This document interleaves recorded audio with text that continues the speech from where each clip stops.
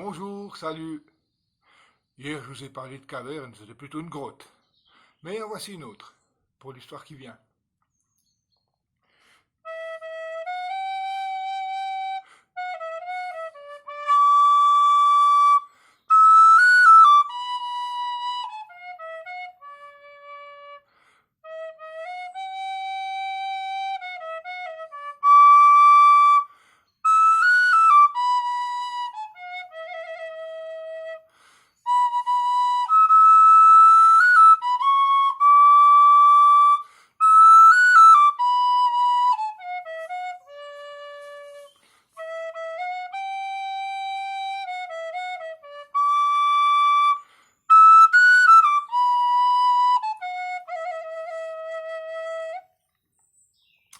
D'où viennent les histoires? La réponse est peut-être ici. Il était, pour la toute première fois au monde, il était un bûcheron qui habitait avec sa femme dans une petite cabane, une masure, dans une clairière. Lui, c'était un beau gros bûcheron, bien fort, bien rude, bien rustre. Il avait une grosse barbe, il avait les cheveux hirsutes, comme son cœur était hirsute. Son cœur était aussi hirsute que les buissons qui l'élaguaient toute la journée. Il était froid de cœur. Et lui tous les matins, il prenait sa hache et puis il partait dans les bois. Et toute la journée, il tapait sur ses stères de bois. Et le soir, quand il rentrait, il posait sa hache, il prenait le bâton et puis il tapait sur sa femme pour pas perdre la main, quoi. Elle, elle, c'était son premier homme. Elle l'aimait.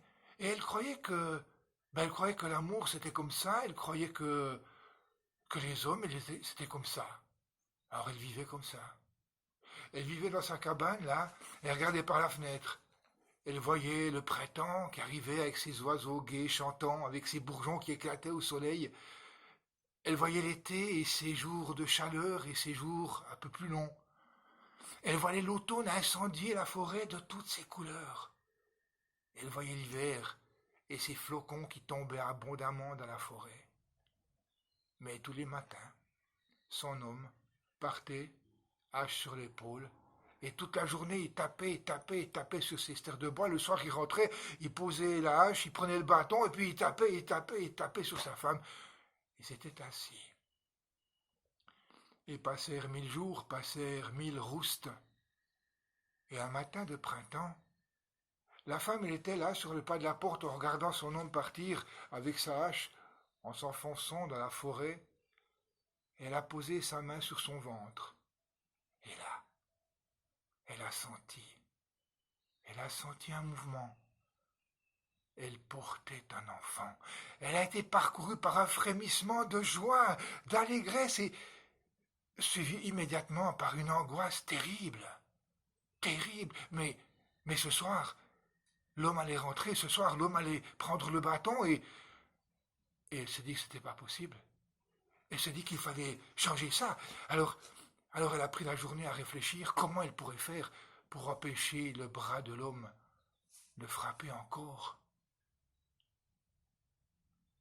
Le soir, son homme est rentré, il a posé sa hache, il a pris le bâton et au moment où il allait frapper, il a dit « Attends mon homme, attends, il faut que je te raconte. Cette journée, il m'est arrivé quelque chose d'incroyable, une histoire pas possible, il faut que je te raconte. Tu pourras toujours me battre après. » Et elle, elle savait pas ce qu'elle allait dire, elle savait pas ce qu'elle allait raconter, mais l'âme du monde lui a soufflé une histoire. Et elle a parlé. Elle a conté, raconté, toute la nuit. Et à l'aube naissante, l'homme, il a pris son quignon de pain, son morceau de fromage, il avait préparé un peu de café dans sa gourde, et puis il avait lâché le bâton qui avait roulé dans la cuisine. Il a pris sa hache, et puis il s'est enfoncé dans la forêt. Et pour la première fois, la femme n'a pas été battue. Le soir, quand il est rentré, lui, il a posé sa hache, il a pris le bâton et mon homme, écoute, il m'est arrivé une histoire aujourd'hui encore plus incroyable que celle d'hier. Il faut que je te raconte, tu pourras toujours me battre après. Et Elle savait pas ce qu'elle allait dire, elle savait pas ce qu'elle allait raconter, mais l'âme du monde lui a soufflé une histoire. Et elle a parlé, elle a raconté toute la nuit. La main s'est fait moins forte sur le bâton a roulé dans la cuisine. Et au matin, le gars, il a préparé son morceau de pain, son morceau de fromage, son café. Il est parti, sa hache sur l'épaule, il s'est enfoncé dans la forêt obscure.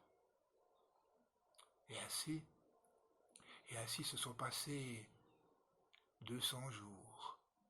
Toutes les nuits, la femme, elle contait une histoire que l'âme du monde lui soufflait. Et quand l'enfant est né, quand le gars a tenu son enfant dans les bras, lui, il a découvert l'amour. Son cœur s'est ouvert, enflammé d'amour. Elle, elle voulait juste protéger sa vie, mais elle voulait protéger la vie. Et c'est ainsi, voyez-vous, que sont nées les 200 premières histoires. Puissions-nous remercier cette femme, cette maman, qui a su empêcher les bâtons d'avoir la parole et de nous offrir ces 200 premières histoires. Et d'ailleurs, celle que je viens de vous raconter faisait peut-être partie de ces 200 premières histoires. Je vous souhaite la plus lumineuse des journées. Au revoir. Mon compte est dit.